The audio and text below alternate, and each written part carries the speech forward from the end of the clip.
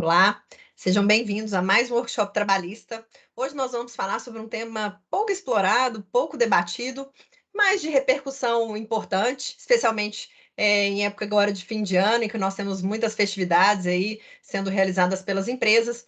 O nosso tema hoje, vou compartilhar minha tela com vocês, é sobre as festividades patrocinadas pelas empresas, ou seja, quais são os efeitos que uma confraternização da empresa quais são os efeitos nos contratos de trabalho. O que será que pode acontecer durante uma confraternização patrocinada pela empresa? A empresa vai lá, aluga um espaço, leva os seus colaboradores para um clube, para um restaurante, para um ambiente onde eu vou ter música, onde eu vou ter bebida, onde eu vou ter sorteios, premiações. Enfim, muitas coisas podem acontecer nesses eventos. As pessoas podem se machucar, as pessoas podem ter objetos furtados, podem ter prejuízos nesse evento, as pessoas podem se acidentar no trajeto desse evento, outras pessoas, às vezes não convidadas, que fazem parte da organização, podem se sentir preteridas, discriminadas, porque não foram convidadas.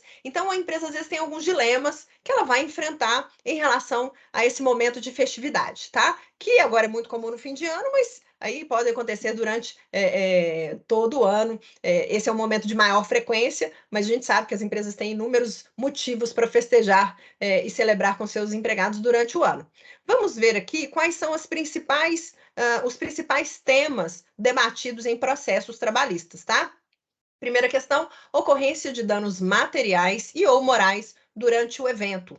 São aqueles casos em que eu posso ter alguém sofrendo aí um prejuízo material em seu veículo, em suas vestimentas, em seus pertences, furto, roubo. Eu posso ter também agressões de natureza moral, eu posso ter assédio sexual, assédio moral, brigas. Então, são várias circunstâncias que podem acontecer, que podem ensejar pedidos aí de danos materiais e morais durante o evento, tá? A gente pode ter caracterização de acidentes que provoquem a incapacidade do trabalhador e ele se afaste pelo INSS, e essa circunstância, se esse evento for considerado um evento de trabalho, essa circunstância poderá caracterizar-se um acidente de trabalho que vai gerar a estabilidade prevista lá no artigo 118 da Lei 8.213. Então, a gente vai ter que ver, né, em quais circunstâncias será que aquele evento pode ser considerado um acidente de trabalho. E digo mais, a pessoa está em deslocamento da sua residência até o local da festividade. Será que esse acidente de trajeto pode ser considerado um acidente de trabalho, tal como quando a pessoa está se deslocando para o trabalho, de casa para o trabalho, que a gente sabe que ainda é acidente do trabalho? Então, a gente tem processo que debate isso também. Um terceiro ponto aqui: aplicações de sanções disciplinares por atos cometidos durante um evento. Será que um colaborador que se excedeu, que brigou com alguém, que assediou alguém, que tentou fazer um chaveco, né, uma paquera, será que isso pode ser considerado um assédio sexual? Será que o que ele disse ali, um ato ofensivo, pode ter a caracterização aí de uma falta a ter uma sanção disciplinar? Seja de advertência, de suspensão, de até aplicação de justa causa. E um quarto tema mais frequentemente debatido são aqueles que não são convidados para o evento, se sentem preteridos, se sentem discriminados, e às vezes pedem indenizações também por não terem sido convidados a esse evento, por algum motivo, não foram convidados. Então, nós vamos trabalhar nesses eixos aqui para mostrar o que o judiciário tem entendido para aplicação aí das regras trabalhistas sobre esses eventos, tá? O que nós vamos trabalhar aqui são circunstâncias que não são requisitos. Eu não tenho que ter obrigatoriedade de todos esses pontos somados. A gente vai ter que realmente analisar caso a caso para ver se a tendência do judiciário vai ser de aplicar as regras trabalhistas àquele evento, ou seja, entender que aquele evento foi um evento de trabalho, tá? Como se aquele colaborador estivesse em trabalho efetivo para aplicação das regras trabalhistas. Então, esses pontos que eu trouxe aqui são circunstâncias que vão ter a tendência de que o judiciário configure um evento de trabalho, tá? Primeiro ponto: convocação para comparecimento obrigatório. E, às vezes, não é tão frequente que a empresa obrigue, que ela comunique ostensivamente que a participação é obrigatória. Muitas vezes ela faz um convite, mas ela faz aquele convite muito ostensivo. E a gente sabe que, às vezes, o empregado ele tem aquele dever moral de participar daquele evento. Ele se sente compelido a participar. Ele sabe que, se ele não participar, ele vai ser mal visto, as pessoas vão reclamar depois. E, às vezes, essas reclamações acontecem por mensagens, por e-mails, por WhatsApp. Então, toda vez que a empresa tem essa prática de um convite mais ostensivo, e quando não foi, ela às vezes não aplica uma penalidade, mas ela tem alguma retaliação de um superior hierárquico, por que que você não foi? Toma satisfação, é, às vezes fica, então, subliminar essa obrigatoriedade de comparecimento. Às vezes a empresa libera os colaboradores do seu cumprimento regular de jornada para que eles possam comparecer na festividade. Isso também é um indício de que aquele comparecimento, se não é obrigatório, é muito importante para a empresa. Então fica aquele dever moral. Nessas circunstâncias, de fato, o judiciário tem a tendência a tudo que acontecer ali ser considerado uma extensão da empresa. Então, se teve um acidente, é um acidente de trabalho, se teve afastamento ao INSS. Então, para afastar essa característica, é muito importante que a empresa deixe muito claro que o comparecimento é facultativo, vai quem quer, é só para se divertir, só para celebrar mesmo. Ninguém vai cobrar nada de ninguém que não foi, tá? Em relação a essa participação no evento. Do segundo ponto, realização das festividades durante a jornada de trabalho. Às vezes acontece da empresa não apenas liberar, mas fazer a festividade durante o que seria a jornada regular, né? Às vezes a empresa leva os colaboradores para um clube, para um evento aberto, para fazer práticas esportivas, dinâmicas de equipe, treinamentos de equipe, né? E é um momento também de celebração, mas eu vou ter ali um momento de integração de equipe que se equipara aí à atividade laborativa. Então, quando tem essas características, né, de um evento ser realizado durante a jornada de trabalho, isso tem a tendência do judiciário entender que é um evento de trabalho.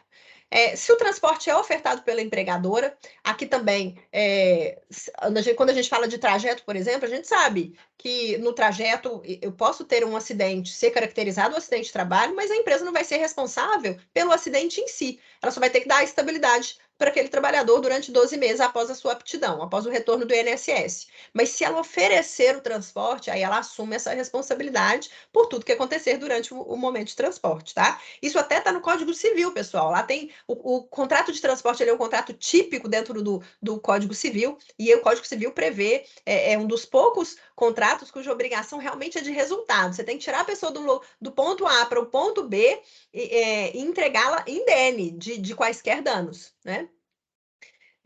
O quarto ponto é a participação exclusiva de empregados ativos da empresa. Então, a empresa não convida empregados que estão em férias, empregados que estão afastados, não convida ou pessoas fora da organização, então aquele ambiente mais fechado.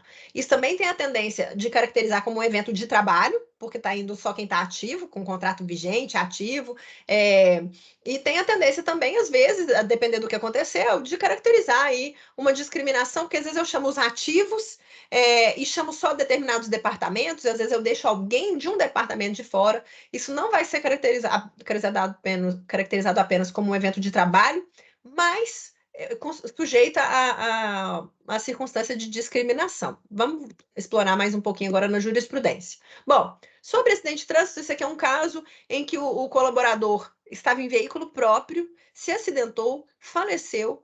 O Judiciário Trabalhista entendeu que era um acidente de trabalho, porque os trabalhadores tinham sido convocados a comparecer, eles tinham esse dever moral de comparecer nessa festividade, mas aqui a empresa não foi condenada, como eu disse, pelo acidente em si, tá? Se ele tivesse sobrevivido, se afastasse pelo INSS, quando ele retornasse, ele teria estabilidade de 12 meses. Nesse caso aqui, a empresa não sofreu uma condenação pelo evento, porque, apesar de ter sido realmente um acidente de trabalho, ela não ofereceu transporte, ele se acidentou por conta própria, tá? Neste outro caso, era um evento durante a jornada, que é realizado durante a jornada, era um evento ao ar livre, um evento esportivo, para comemoração de metas batidas pelos colaboradores, mas o trabalhador se feriu gravemente nos olhos, a empresa foi condenada porque ela não verificou se todos tinham condições de saúde de participar daquele evento, se tinha um atendimento médico adequado. Então, o Judiciário Trabalhista entendeu que a empresa que tinha responsabilidade pelo evento foi um evento considerado um evento como se fosse uma jornada, a prestação dos serviços normais durante a jornada de trabalho, por essa obrigatoriedade da participação, liberação de ponto para participação durante a jornada de trabalho, tá? Neste outro caso aqui, a empresa já fez diferente, né? Os próprios colaboradores participaram da composição aí da festividade, da organização da festividade. A empresa também participou, custeou, mas ficou claro que era um ambiente exclusivamente de festividade, que ia quem tinha vontade, quem não tinha, não precisava participar, não tinha então essa obrigação, esse dever moral de participação. Então a empresa foi isentada de qualquer responsabilidade do que aconteceu no evento, né? E já o último caso aqui a ser comentado foi a empresa pretendeu aplicar justa causa por ato do colaborador que estava embriagado, e o Judiciário Trabalhista não só afastou a justa causa, como ressaltou. Ele estava embriagado por excesso de bebidas fornecidas pela própria empresa, tá? Então, aqui, vamos comentar num plano de ação se a empresa não tem a intenção de que aquele evento seja uma extensão do contrato de trabalho, tá? O que ela deve fazer? Aqui são sugestões, às vezes em cada caso a gente pode pensar em outras medidas de plano de ação, mas aqui em regra, né? Primeira coisa, que o evento não seja obrigatório, tá? Que a empresa deixe claro que a participação não vai ter nenhuma retaliação, que ninguém fique mandando e-mail depois, mensagem de WhatsApp, por que você não foi, cobrando satisfações, né? Que ninguém que não participe recorrentemente desses eventos seja preterido de promoções e tal. Ou seja, toda vez que eu tenho a vinculação de um evento com depois a continuidade do contrato de trabalho, eu tenho a maior chance de caracterizar esse evento como um evento de trabalho, tá? Então, quando a empresa realmente faz um evento só para celebrar, não quer saber quem foi, quem não foi, ninguém vai ficar cobrando nada depois, tá? Outro ponto, realização fora da jornada e do local de trabalho. A gente sabe que tem empresas que têm uma boa estrutura para oferecer festividades, para fazer as suas festas no ambiente empresarial. Quando isso acontece, tem uma tendência maior do Judiciário Trabalhista entender que aquele era um ambiente de trabalho, tá? E aí caracterizar qualquer acidente, qualquer dano que ocorrer, responsabilizar a empresa, tá? Um terceiro ponto, participação aberta, que também ele se liga com o primeiro. Quando a participação é aberta, ou seja, eu convido acompanhantes dos meus colaboradores, eu convido quem está de férias, eu convido quem está com contrato suspenso, afastado, quem está de licença não remunerada, eu convido o cliente, eu convido parceiros do negócio, ou seja, eu convido todas as pessoas que se interagem de alguma forma com a empresa. É realmente um momento de celebração, e aí a participação é facultativa. Aí aqui a gente recomenda também que as empresas não façam controle de entrada com crachá, façam outro tipo, como se você estivesse fazendo um evento aberto ao público, que comprou o ingresso, né? Então use pulseirinha, use. Hoje o mercado tem uma série de ferramentas a oferecer para controle de entrada dos participantes desse evento, para que não se vincule ao contrato de trabalho, tá? Um outro ponto, e aí aqui também, pessoal, isso mitiga esse convite ampliativo, mitiga aquela questão de alguém que foi preterido, alguém que não foi convidado, alguém que era da equipe, e aí teria premiações, sorteios, e a pessoa ficou prejudicada e não pôde participar desses eventos. Isso tem gerado, às vezes, uma indenização, sim, tá? Sem concessão de transporte. Mas ela está proibido eu oferecer o transporte, porque eu estou fazendo isso pela proteção da vida das pessoas. Eu não quero que ninguém vá lá, porque as pessoas vão sim beber, não vai ter Uber, às vezes, porque o local é remoto, é longe. Eu quero oferecer o transporte. Saiba que oferecendo transporte, você vai se responsabilizar pelo transporte. Tem a maior tendência daquele evento ser considerado um evento de trabalho, tá?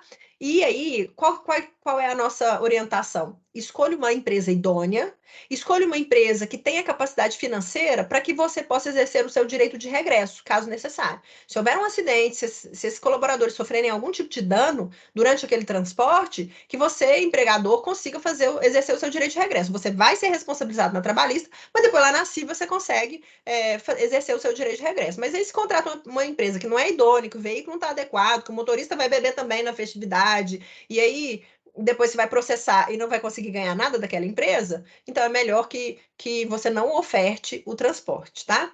Sobre a aplicação de penalidades, lá de justa causa e outras penalidades, a gente tem um workshop só sobre aplicação de sanções disciplinares, a gente aborda as regras, os princípios que devem ser observados para aplicação de penalidades, e aqui, quando a empresa pretende fazê-lo, ela reconhece que ali é um ambiente de trabalho, tá? Então, tudo que acontecer, se ela quer aplicar penalidade, em outra medida, também se alguém sofreu algum prejuízo, ela vai reconhecer que aquilo é um ambiente de trabalho. Se ela não quiser reconhecer, mesmo assim, Graziela, ainda posso ter alguma circunstância lá que se enquadre no 482, sim, nos estritos limites legais do 482. A gente sabe que grande parte dos itens ali, dos tipos, das irregularidades, das faltas cometidas no 482, são faltas cometidas no ambiente empresarial. Mas existem algumas lá, por exemplo, ofensa física, ofensa verbal a superior hierárquico. Isso em qualquer ambiente, dentro ou fora da empresa, né? Então, essa penalidade poderia ser aplicada a depender do caso concreto. Mau procedimento, a depender do que fizer, manchar o nome da empresa, todo mundo sabe que era uma festividade da empresa. A pessoa realmente cometeu. Hoje, as coisas são gravadas no celular e se disseminam na internet com uma rapidez muito grande. Então, o nome da empresa foi totalmente exposto inadequadamente. Então, a depender, eu posso sim ter uma aplicação de penalidade, mesmo sem considerar aquele evento como evento de trabalho. Mas quando a empresa o faz, ela atrai uma maior possibilidade de caracterizar aquele evento como evento de trabalho, tá? Aí, no caso concreto, a gente vai poder avaliar se sim dá para aplicar penalidade por extensão do evento de contrato do evento de trabalho, ou mesmo um evento fora de trabalho dá para aplicar penalidade.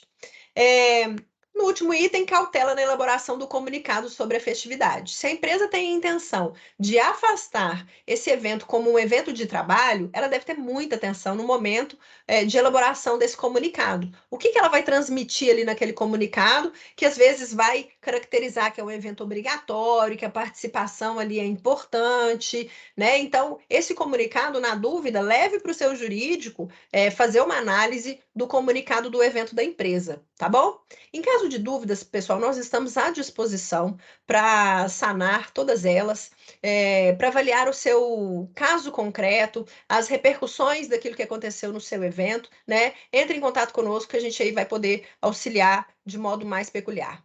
No mais, a gente deseja que vocês tenham aí um excelente fim de ano, excelentes confraternizações, que elas não tenham essas intercorrências, que não tenham eventos danosos aos seus colaboradores, né? A gente sabe que às vezes eles vão acontecer e aí vocês podem contar conosco, caso aí tenham alguma intempérie nas festividades. No mais, um bom fim de ano a todos.